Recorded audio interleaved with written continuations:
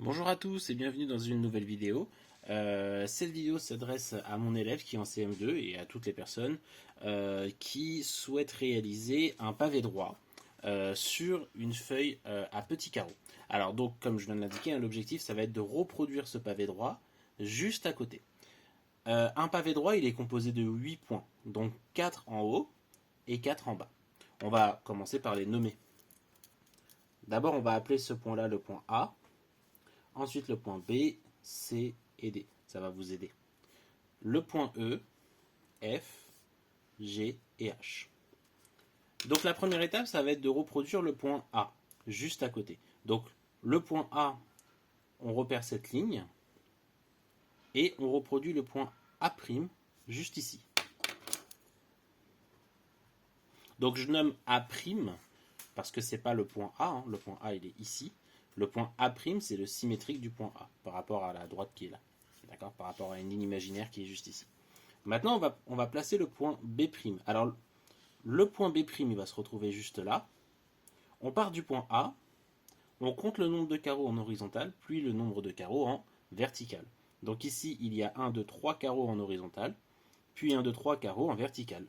Donc je pars du point A', 1, 2, 3, 1, 2, 3. Et je trouve le point B'. Après, je peux les relier, comme ici.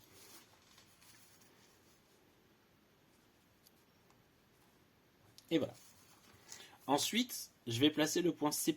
Alors, ici, j'ai le point C qui est sur la même ligne que le point B. Donc là, le point C', il va être sur la même ligne que le point B'. J'ai juste à compter le nombre de carreaux en horizontal à partir du point B. Donc ici, il y en a 9. Donc je compte 9 carreaux à partir du point B sur la même ligne. Donc à partir du point B', ça me donne 1, 2, 3, 4, 5, 6, 7, 8, 9. Je me retrouve ici sur la même ligne. Ça, c'est très important. Et en fait, je relie comme à gauche les points B et C, je relie les points B' et C'.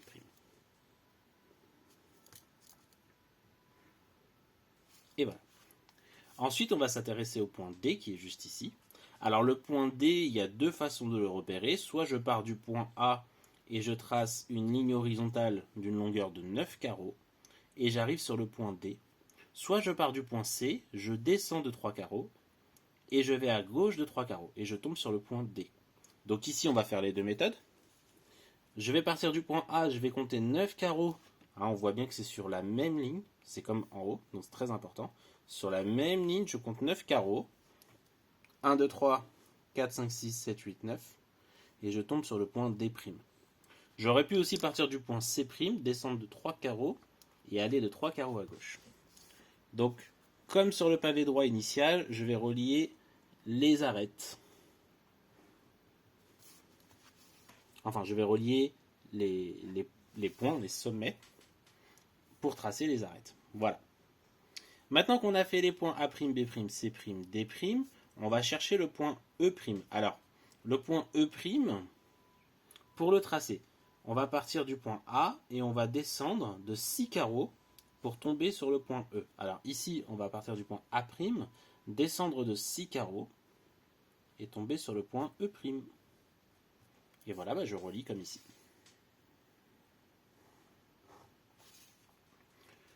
Alors, la suite, ça va être de tracer les arêtes verticales. Donc cette arête-là, celle-ci et celle-ci. Elles se construisent exactement de la même façon que celle qu'on vient juste de tracer. Donc c'est une arête verticale de longueur 6 carreaux. Donc on va partir du point B', on va descendre de 6 carreaux et placer le point F'. Voilà. Ensuite, on va partir du point C, donc C', descendre de 6 carreaux et placer le point G'. 1, 2, 3, 4, 5, 6.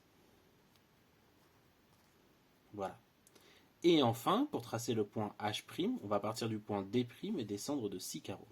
Donc D', 1, 2, 3, 4, 5, 6, H'. D'accord, ça se construit toujours de la même façon. On part du point A, on descend de 6 carreaux, on a le point E. On part du point B', on descend de 6 carreaux, on a le point F'. On part du point C', on descend de 6 carreaux, on a le point G'. On part du point D', on descend de 6 carreaux, et on tombe sur H'. Ensuite, il ne reste plus qu'à relier. Alors, il faut juste faire très attention. L'arête qu'il y a entre B et F, elle est en pointillé parce qu'elle est en arrière. Donc l'arête qu'il va y avoir entre B' et F', elle sera également en pointillé. Par contre, les arêtes entre D et H et C et G, elles sont en très plein parce qu'elles sont en avant. Donc ici, ça va être pareil. On va les faire en très plein. Voilà. Ensuite, il suffit juste de relier les points restants. Donc G, H sont reliés, donc G' et H' sont reliés également. Ici, on a l'arête EH qui est reliée. Donc E'H', on va également relier ces points-là. Enfin, il nous reste deux arêtes, celle-ci et celle-ci, qu'on va retrouver ici et ici. Ce sont les mêmes.